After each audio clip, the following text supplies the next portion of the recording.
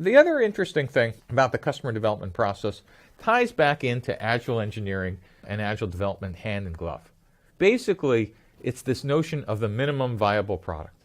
Back in the old days, what we used to do is specify the entire feature set of the product from beginning to end. Now, this makes sense when you're in a large company releasing version 2.0, 3.0, and 4.0 because you kind of have a feeling of who the customers are and what they need. So a product manager can be pretty accurate about, I've been interacting with customers for the last year and a half and I think I know what they need. But in a startup, you're really kind of guessing. And the odds are you're going to be guessing wrong. So rather than waste a whole ton of time and money, why don't we actually get outside the building before we build something and waste a lot of engineering time and, more importantly, cash, because that's what puts startups out of business, is running out of money. We want to make sure that we actually listen to the people who eventually will buy this product. We want to make sure we satisfy their wants and needs. So why don't we just figure out how to build the minimum viable product? Build the minimum features in order to get feedback. Now, feedback could take the form of input and verbally, or they gave you early orders, or they gave you anything that was valuable in helping you come to closure of what should we be building in what order.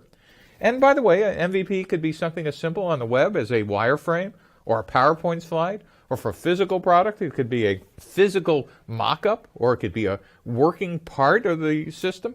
But as you get more feedback, you could start adding more features. So one caveat is a comment I always get is, well, Steve Jobs didn't build the iPhone by asking customers, and we really doubt Henry Ford asked customers did they want a car before one existed. In fact, in his case, if you would have asked people about what they wanted, they would have said a faster horse or one with 6 legs. And so the immediate response is, well, therefore, for new products, you just don't get out of the building at all, and that's just a fallacy. There is a type of startup in what we call a new market, and we'll be describing new markets in the customer segments lecture. But just understand that in new markets, of course you don't get out and ask people what features they need, but you do want to understand how is their day in the life different today versus the day after you give them your new product. How does their world change? And there's no possible way sitting locked in your conference room or your office you would know that without talking to customers.